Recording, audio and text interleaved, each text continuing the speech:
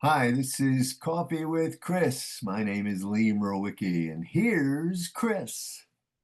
Thank you, Lee Mrowicki. Yeah, woo!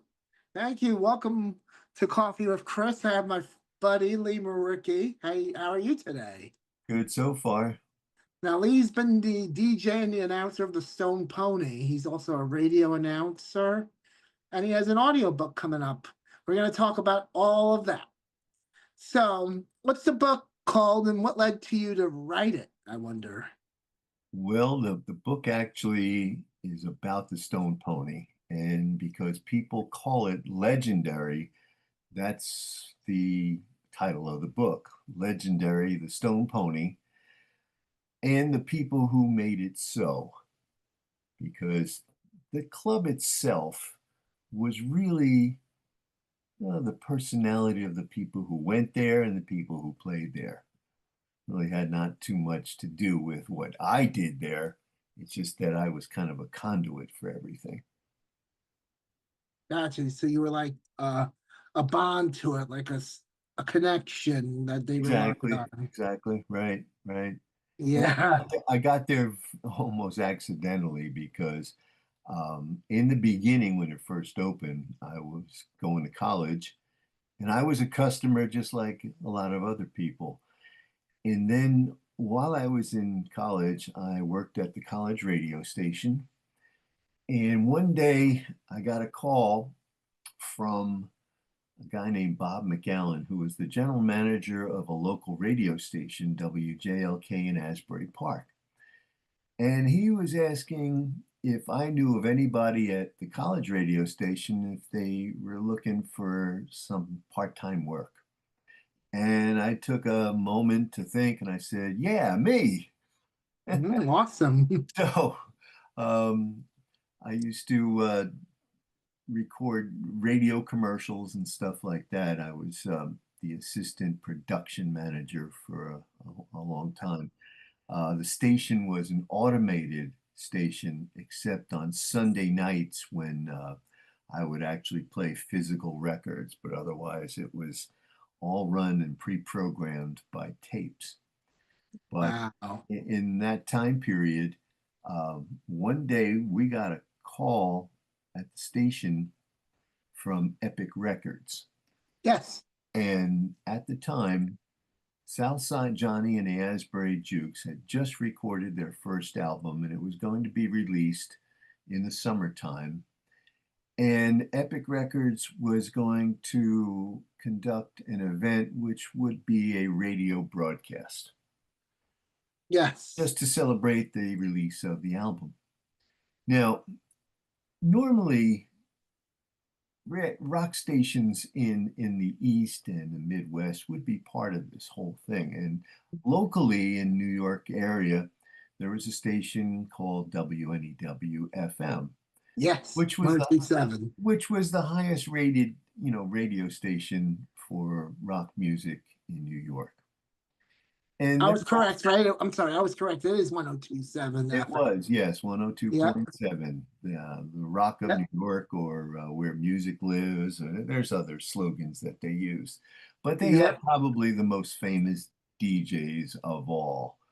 And so the situation was Epic Records was going to conduct this event at the Stone Pony, and they were going to make a radio broadcast out of it. Now, everybody knew the affiliation of Bruce Springsteen with Southside Johnny and the Asbury Jukes. Yes. They were playing some of his music that he wrote. They were friends, etc. And everybody kind of knew that if Johnny and the Jukes were going to be playing at the Stone Pony, that Bruce would show up and play with them. But what would happen was that the management of WNEW FM wanted to have Bruce sign a contract that he would appear. Mhm. And if you know Bruce at all, he is never forced to do anything.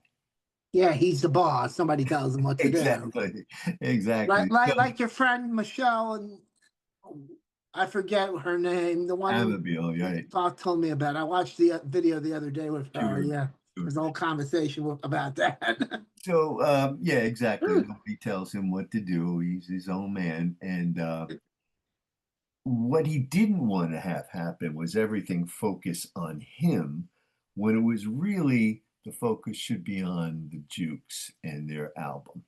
Yes. Now, even though he's friends with them, he didn't want to have the publicity for the event revolve around him. So Yeah. WNEW was playing hardball, and they said, we're not going to do the show unless Bruce signs the contract. So we get a call from Epic Records at the WJLK, and the general manager comes into the production studio and asks me, do you think we could handle a live broadcast? So then he explained exactly what the event was. And I said, we've done a few things like that at our college station. And we had some of the equipment that could, do a remote broadcast. Like, for instance, every Saturday in the fall and winter, we used to do football games. And there were other events that we would use remote equipment for. But the big problem is that at the time, WJLK, which was the radio voice of the Asbury Park Press, it didn't broadcast in stereo. Like almost 80% of the rest of the world did. Yeah. So all the rock stations that were part of this network they created were all in Yeah. stereo, but WJLK wasn't. So Yes. Epic Records came up with the idea of buying some equipment for us that would give us a simulated stereo signal. And Mhm. so we used to use this plain white van that was owned by the Asbury Park Press to put equipment in and take it to remote locations. And that's what we did. So I was the local host and producer of the first broadcast. And later on, readers of the Asbury Park Press voted it the #1 event that brought notoriety to Asbury Park. So that was kind of like my introduction to the club itself. And later on, the two owners of the Stone Pony asked me to help them with some marketing and promotion and stuff. And I started making mixtapes for them. And Yes. they were of different genres because different kinds of bands would play at the club. So if there was Mhm. a dance rock band, I would produce a dance rock um, music tape. If it was country rock, I would do that. As hard rock, I would do that same kind of thing. Now, are these regular audio cassettes that we are No, familiar they were with, or actually on reels. reel to reel, like the Yeah, large they reels? bought Yes. themselves a reel-to-reel machine, so it could Gotcha. automatically reverse. Hmm. So eventually, they had asked if was interested in doing one night a week live, and that would be Sunday nights with a band called Cats on a Smooth Surface. And Sunday nights was kind of a night where a lot of local musicians would come by to play. And they were usually off those nights. It was a kind of an off night for most bands. So they would come by, and of course, you had Springsteen and other people that were friends with the band that would come and play on Sunday nights. So they asked me to Yeah. first do Sunday nights, and then a few weeks later, they asked me to go full time and do it 7 nights a week. So that's what I Yeah. did, and that was kind of like my claim to fame in the beginning. So I did that from 1980 to 1991 when bankruptcy forced the club to close. Mm. Then I went back to the club in 2000 and was there for another 3 years, but then family obligations were kind of getting in the way, so I had to sort of excuse myself for a while and came back in like about a few years later on a full-time basis. Oh, wow. So that's my That's story. Yeah. Wonderful. It was Oh, interesting that what was first started out as a college DJ gig on an unpaid basis, that led to a full-time job eventually. yes. Where did you go to college and what do you study again? If Originally, I went to Rider University in Lawrenceville, New Jersey, near Trenton. yes. I was a journalism major.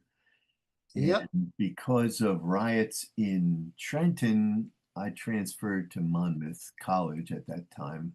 It's now university. And I studied speech and drama as well as broadcasting, but there was no broadcasting degree, so it was under the communications department. Oh my. So I wonder, I'm speech and sorry. drama was my Speaking drama, yeah. was yeah, it was my degree. Gotcha.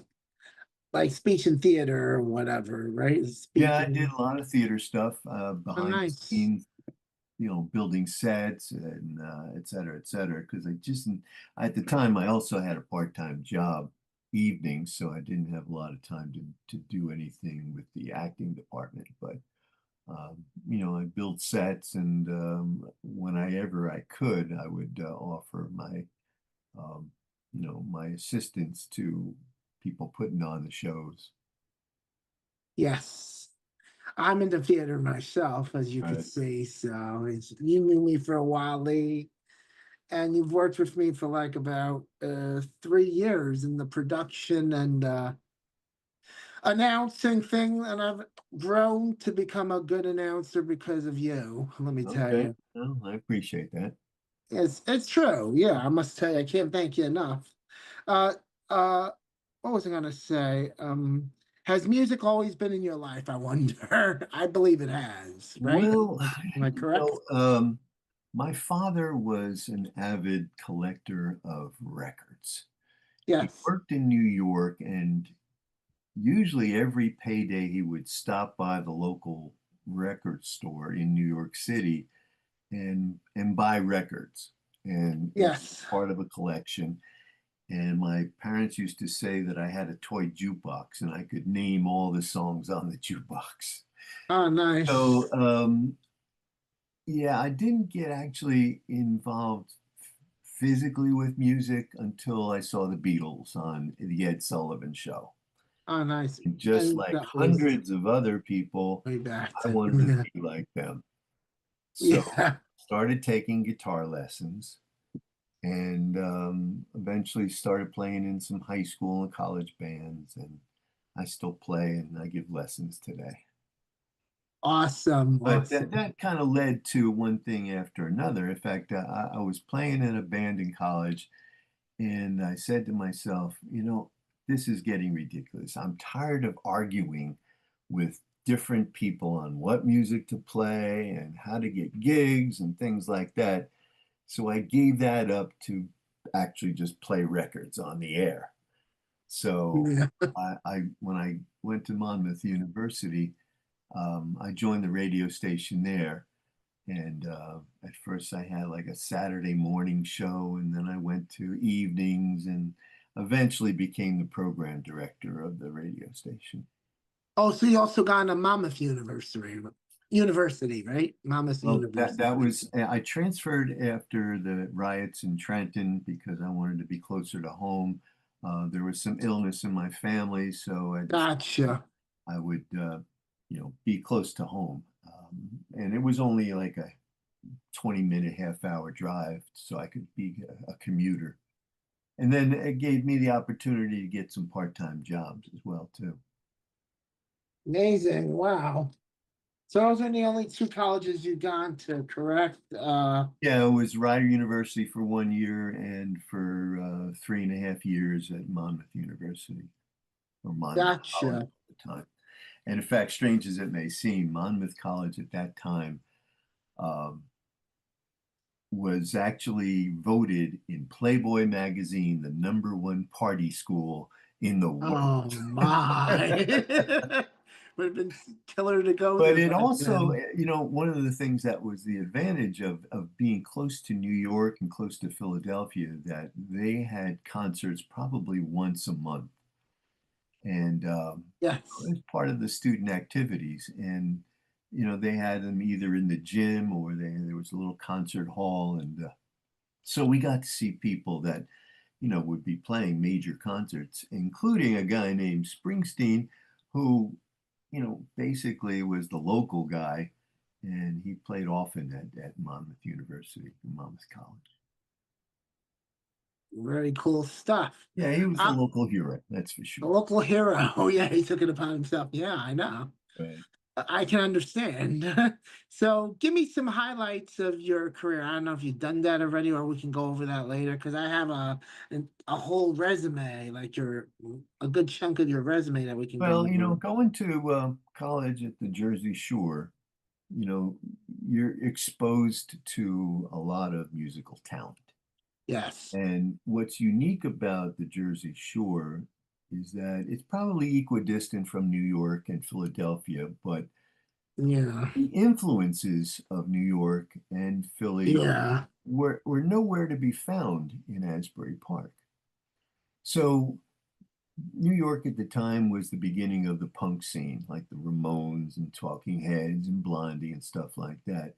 Yeah. You didn't find that music in Asbury Park.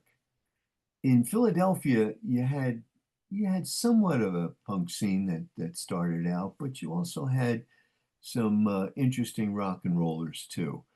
So, but then again, once again, it didn't happen in Asbury Park. There was kind of a unique thing going on in Asbury. Some people call it the sound of Asbury Park or soap, but it was R&B influenced. There were a lot of horns, things like that.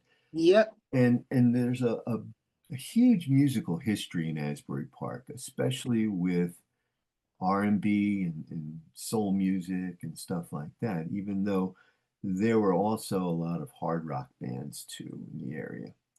But the original superstar from Asbury Park was a guy named Lenny Welch.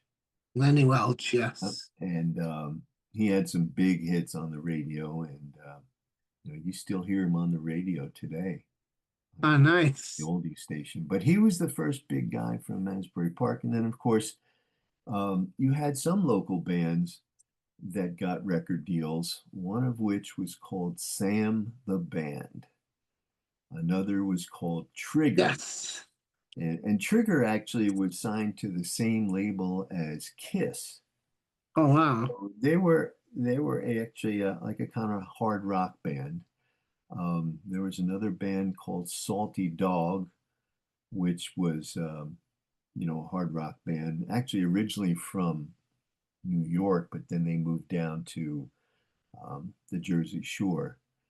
There Yes. was another band actually that was from New York that played a lot at the Jersey Shore, and most people would recognize the name of Twisted Sister. Gotcha. So they were kind of like in the same vein as Salty Dog. In fact, at the time, Salty Dog had a larger audience than Twisted Sister. But there were others, and then of course you had Springsteen, who had a contract in 1972, Yes. and had two albums out before even the Stone Pony was open. And Wow. then Springsteen came out in 1975 with Born to Run, and that kind of put him into the Born to Run. upper echelons of rock music. But of course, everybody knows him for Born in the USA and Dancing in the Dark, All right. among a Well, few here's the other others. story. When he used to come to the club to play, on Sunday nights with the house band, I Yeah. thought that when the song came out, Dancing in the Dark, that it was about going to the Stone Pony to play. Because there's lines in Wow. that, like for instance, this gun's for hire, which kind of indicates him playing with the local bands, being Yeah. a guest star, etc. And the dance floor at the Stone Pony used to be the darkest part of the club, Yes. illuminated by just some dim lights. So that's to me, Yeah. dancing in the dark was all about going to the Stone Pony. Oh, cool. Yeah. Now Very good here's stuff. another cool story. Yeah. Um, Back then, the new wave of music was out, and you kind of had electronic drums and things like that. And we had on Monday nights a band called NRG, a band from Freehold, and And they our, played all the new wave hits of the day, kind of yes. like Flock of Seagulls and stuff like that. Yeah. So as a DJ, I was always experimenting with different things.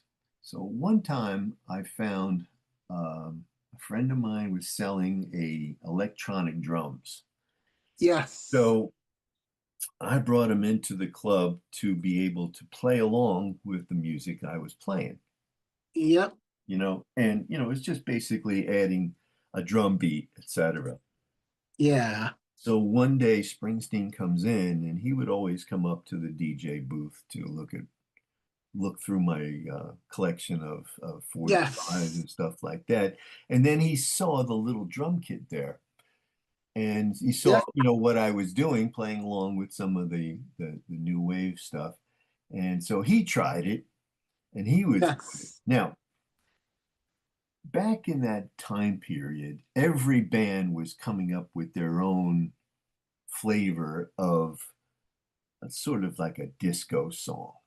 Yes. Kiss actually did one.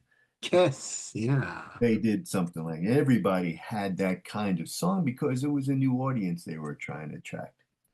Yeah. When I first heard Dancing in the Dark, of course, the subject matter was, to me, it was about going to the Stone Pony on Sunday nights. But Yeah. it started out with a drum machine, kind of like what I had at the club. And of course, I told you, Bruce had tried it out himself. So Yep. I can't say that I was definitely an effect on Springsteen for that particular song, but there's Yes. a good chance he was exposed to that at that point in time. Yeah. Uh, but it was a kind of a strange situation because everybody knew when Bruce was going to play. The word spread very, very fast. So if they got a hint of that Bruce is going to show up, because whether it's his manager that was there at the club or it was his roadie or guitar technician, et cetera, people would line up at the payphone in the club as well as on the boardwalk to phone their friends. Hey, come on down because Bruce is playing. And this was at a time, of course, like you were talking about with other hosts, and we were just having a conversation about this before, where there was the one only the one payphone at the boardwalk, and a time where cell phones were pretty much scarce or non-existent. Coming Non-existent, of age, non-existent at yeah, all. Yeah. And yeah, it's like, well, how are we going to let our friends know that Bruce might play? exactly. You know, I and, remember and those days. that got to be a kind of thing where you would have a lot of people that were from out of town, and the one Yes, question they would always ask me, do you think Bruce is going to play? Or do yeah, you think Bruce is going to show up? And I would, be polite and kind of say, I really don't know. He comes in when he feels like it. exactly, which was kind of the truth. Yeah. It is. It is. Once in a great while, we got an advance notice that, Yes. and it was one time when before Bruce went on tour, he brought in the entire band to play. And Yes. you may not be familiar with a performer named John Eddy, but John Eddy was getting Probably I am. he was Probably. originally from South Jersey, Philly area, and Yes. would play in Asbury Park, and he was a regular at the Stone Pony, and he was somebody that Bruce liked a lot, and he was going to Mm, be playing that night. Now, usually, back in the day, which times were different, completely different, in that yeah. these days clubs open at 6 o'clock in the afternoon, music starts usually at 7 and is over by 11 o'clock. Yeah. Back then, the doors of a club didn't open till 9 o'clock. And the Yep. first band never went on till at least 10:30. So in this case, Yeah. and the headliner at a concert night wouldn't go on till midnight. Yeah.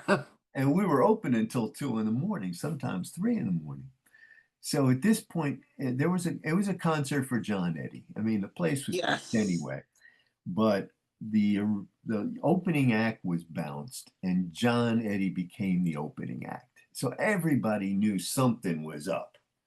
Yeah. And we couldn't say what was the story until, they started loading equipment onto the stage after John Eddie finished his performance with his band, and they knew that, oh, it looks like some of Bruce's equipment is here and it's going on stage, which meant that, and Bruce usually would play with the house band, but this time it was the entire E Street band.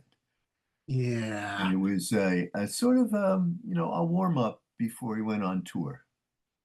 Yes, indeed. And it was Well, kind of an interesting situation. Of course, places get indeed. packed, and you can hear people outside who couldn't get in, and it was a real show because Bruce is a complete showman and Yeah. puts on a great show, that's for sure. Yes.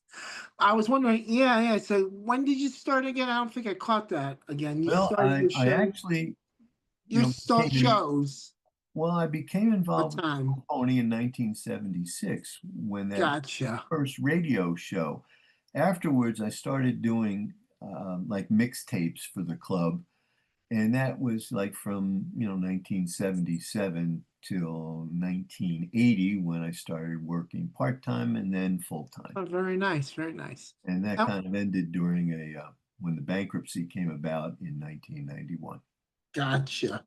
So, what time are your shows? Is what I meant to say. Also, what time are your shows start? Because you didn't stop until 3 or 4 in the morning, right? Well, you know, uh, as I mentioned, the doors on regular nights, Yeah, concert nights, would open at 9 o'clock. I didn't hear that. I'm sorry. 9 Yeah, p.m. and then Yeah.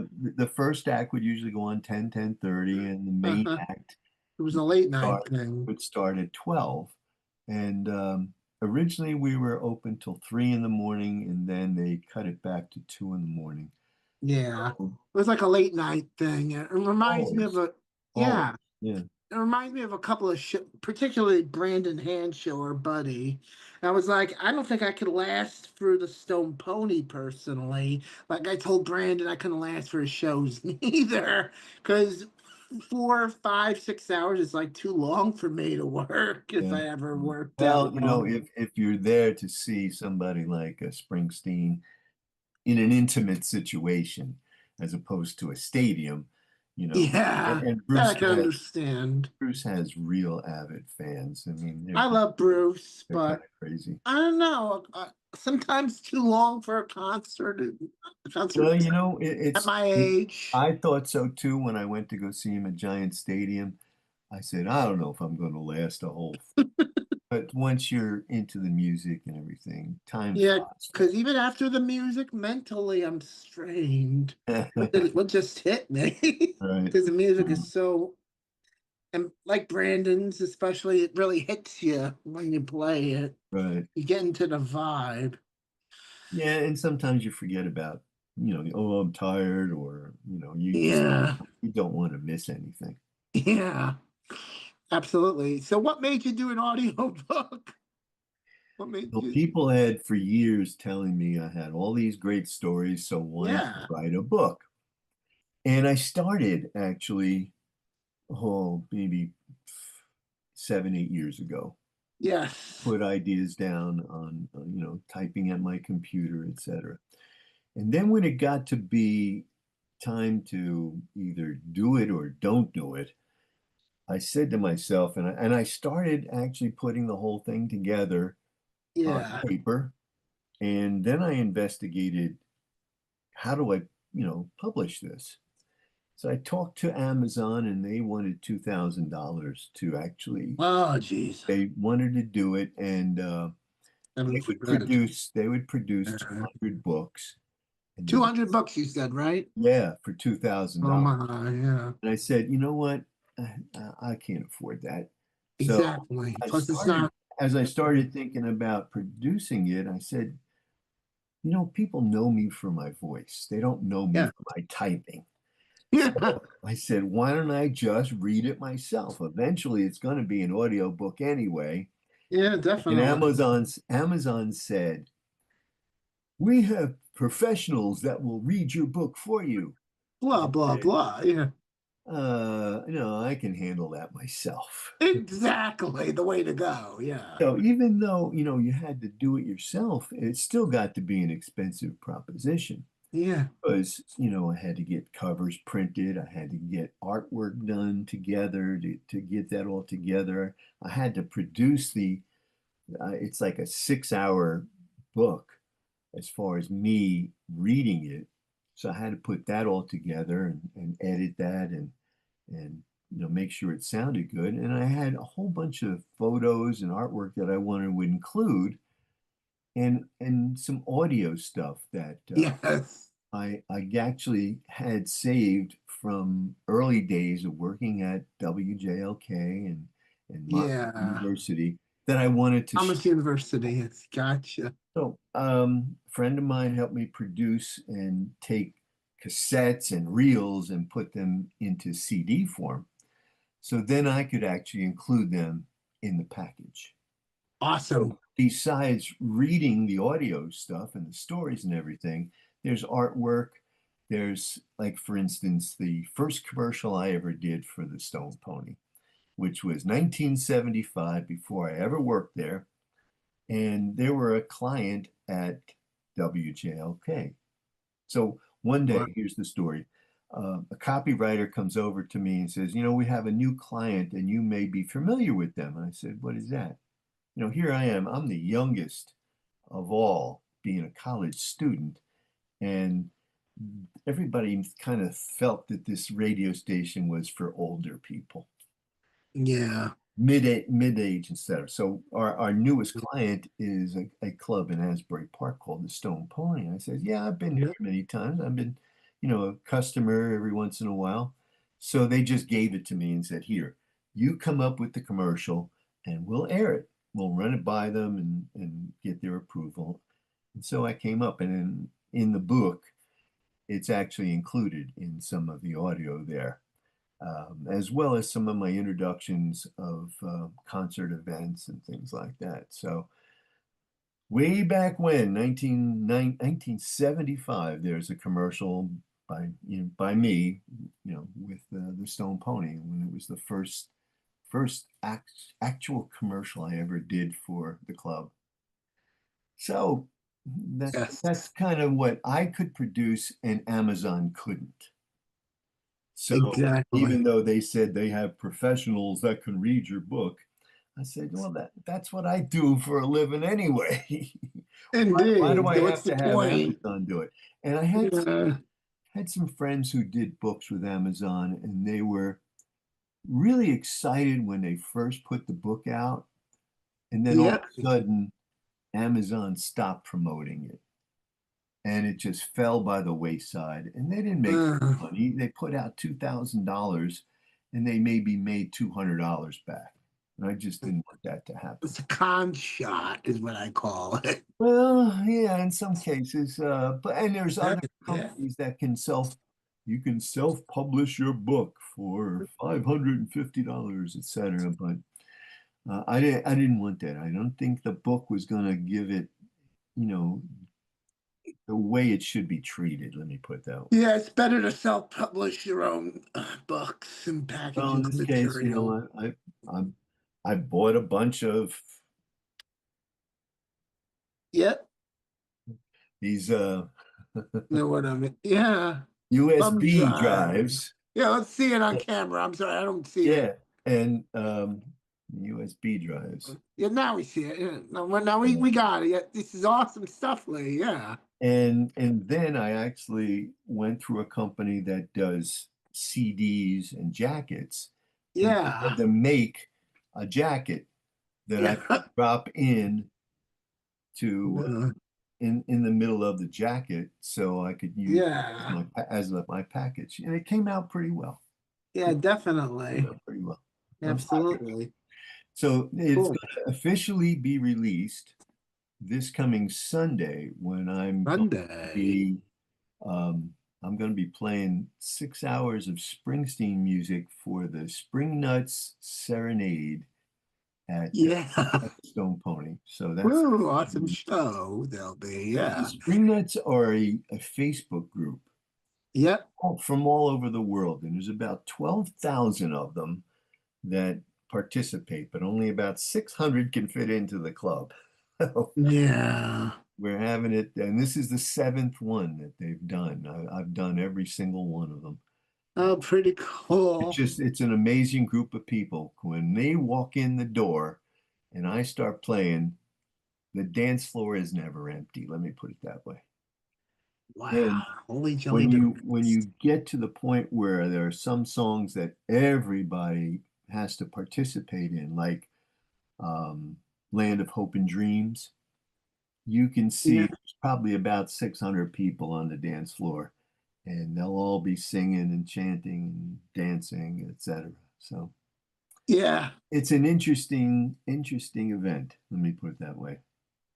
Yes, definitely. And I Now, think that yeah. we're going to have to maybe consult with the Guinness Book of World Records Yeah, why because not? I'll be playing over 6 hours of Springsteen music straight, Awesome. no Oh my break. goodness. Actually, I think there is a 10-minute break or so, but Yeah. yeah, it's an interesting situation, Yeah. and the time flies like you wouldn't believe.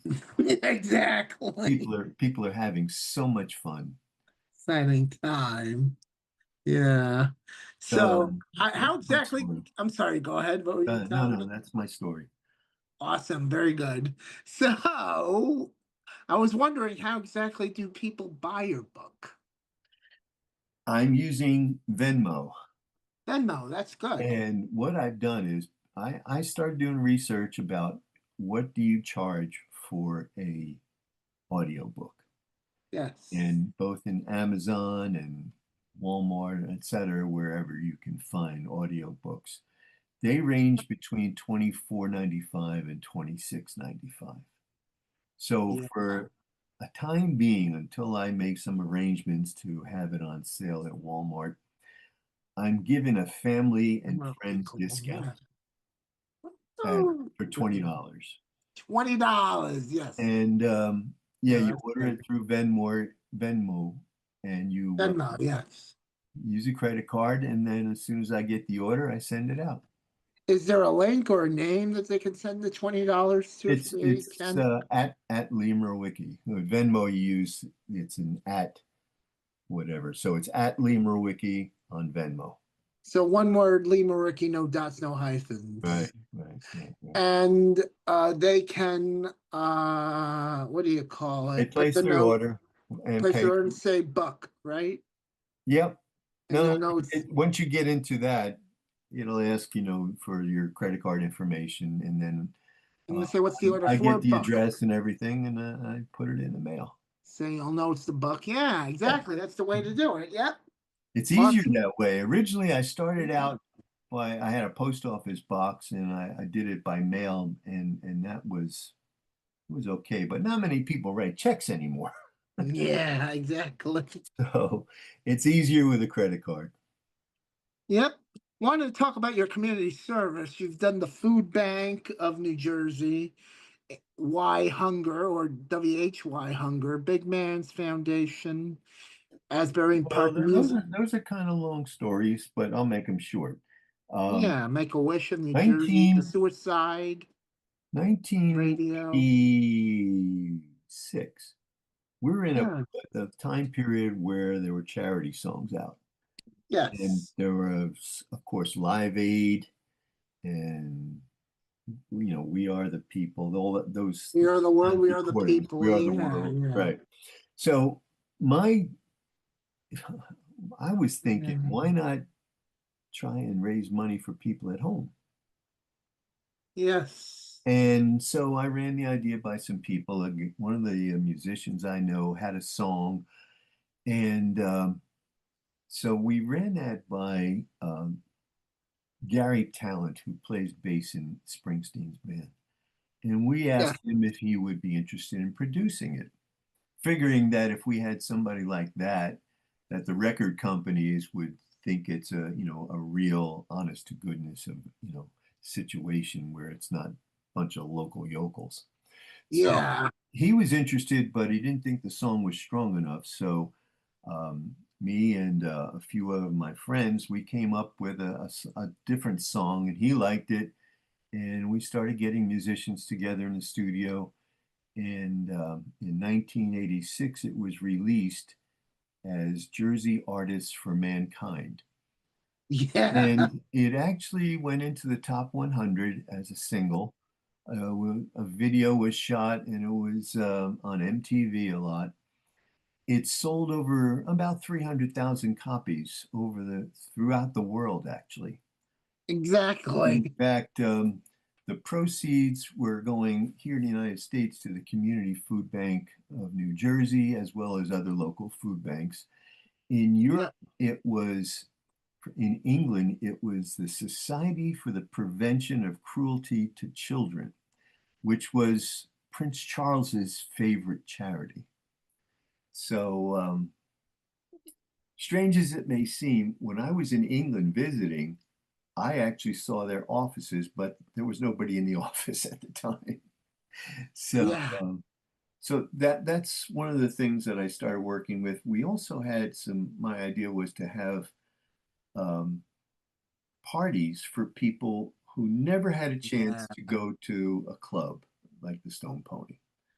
Exactly. So, I'd get a bunch of musicians together, and volunteers would provide the food and everything. And we invited a group called Special Young Adults, who were some autistic kids Yeah. and Make-A-Wish kids who had Right. never been able to see or hear live music before.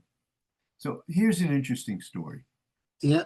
We're doing a Christmas party. Ah, Springsteen, yes. Springsteen shows up to be Santa Claus, Oh and my. we're working with the United States Marine Corps Reserves and Oh wow. their Toys for Tots program. Yes.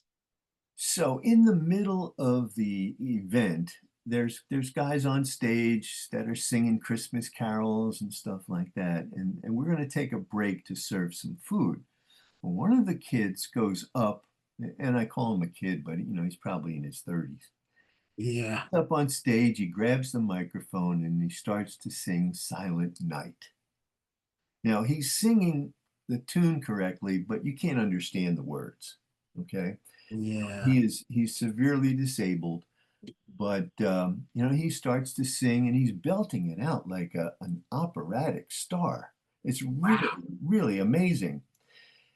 So everybody gives him a big hand. He goes back to his table, and nobody ever really thinks Yes. about it because we don't know these kids personally or these young adults. Yeah.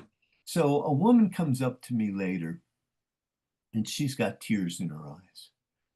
And she says, I got to give you a big hug and thank you for what you've done for all these kids. And she said her son was the guy who went up on stage and grabbed the microphone and started singing. Oh wow. But the interesting thing is that he goes back to his table and starts to talk to the people at his table. Yeah. Think nothing of it. She Yeah. says, she says he hasn't said a word to anybody in over 5 years. Oh my. And it was the power of music.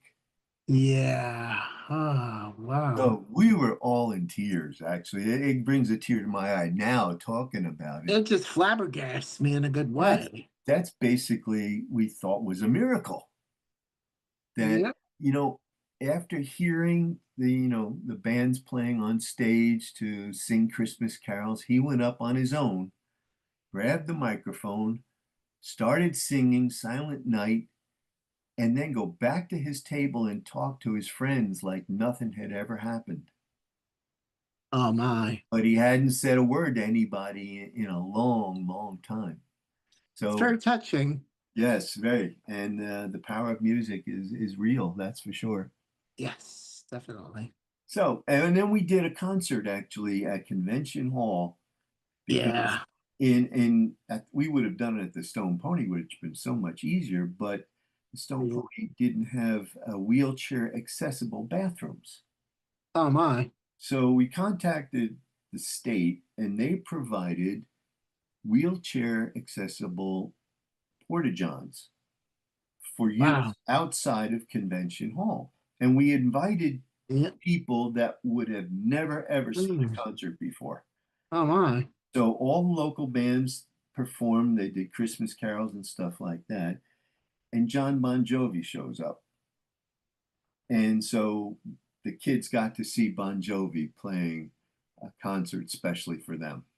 Now, these are kids that are in wheelchairs, on gurneys, barely walking, and we did a show just for them. It wasn't open to the public, although the public heard about it and they were outside listening all the time, but it was just for them, which was, a nice thing that, you feel like, oh, I did something nice for somebody. Amazing. Yeah. So as I conclude with everything, that's my story and I'm sticking to it. Yes, and then there's one other thing I want to talk to you about. The podcast you've done with different people in baseball and Right. music.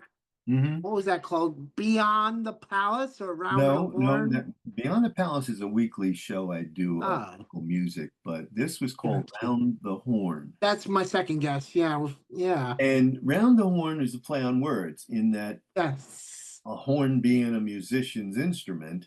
And these were Yep. people that were friends of mine who love baseball as well as music. Yes. So, I talked to them. It was sponsored by the New York Professional Scouts Association. Awesome. And, I did that for a couple of years during COVID because we couldn't do anything outside of our own homes or anything like that. And I'm planning on resurrecting that soon as well, too. But we did about 2 years Yeah. worth. Every week I would do somebody different and interview them about their love of music as well as the love of baseball, mostly the New York Yankees. Gotcha.